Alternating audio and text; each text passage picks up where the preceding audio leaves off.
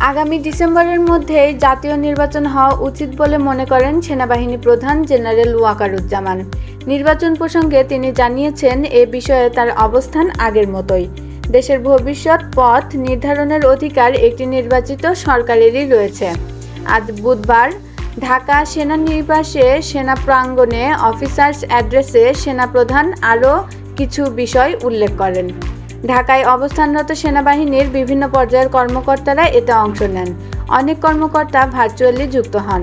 অনুষ্ঠানে নির্বাচন ছাড়াও করিডোর, বন্দর সংস্কার সহ সমসাময়িক বিভিন্ন বিষয় উঠে আসে। সেখানে উপস্থিত সেনাবাহিনীর বিভিন্ন পর্যায়ের একাধিক কর্মকর্তার সঙ্গে কথা বলে এ তথ্য জানা গেছে। সেনাপ্রধান মিয়ানমারের রাখাইন রাজ্যে মানবিক করিডোর সংক্রান্ত আলোচনার বিষয়েও কথা বলেন।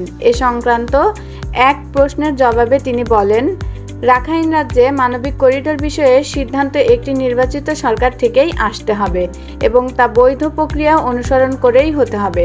এখানে জাতীয় স্বার্থ দেখতে হবে, যা করার জাতীয় স্বার্থ রক্ষা করেই করতে হবে।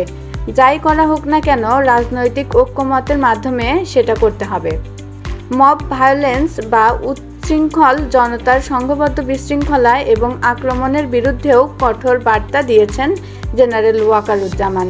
তিনি বলেন, আইন শৃঙ্খলা পরিস্থিতি নিয়ে সেনাবাহিনী এখন আরও কঠোর অবস্থানে যাচ্ছে। সংঘবদ্ধ জনতার নামে বিশৃঙ্খলা বা সহিংসতা আর সহ্য করা যাবে না।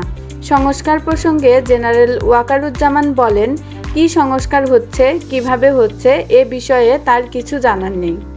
এ বিষয়ে তার সঙ্গে কোনো পরামর্শ বা আলোচনা করা হয়নি। সামনে ঈদুল আজহা, মানুষ যেন নিরাপদে এবং উৎসবমুখর পরিবেশে ঈদ উদযাপন করতে পারে সে ব্যাপারে সহযোগিতা করতে বলেছেন জেনারেল ওয়াকারুজ্জামান।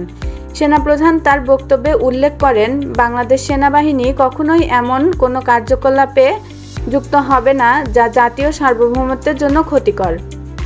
তিনি সব পর্যায়ের সেনা সদস্যের নিরপেক্ষ থাকার এবং ভবিষ্যতের নির্বাচনী দায়িত্ব সততা ও নিষ্ঠার সঙ্গে পালনের নির্দেশ দেন।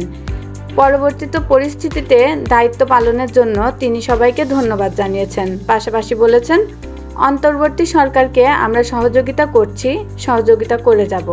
Suraiya Akter, Rashtrabarta, desk report.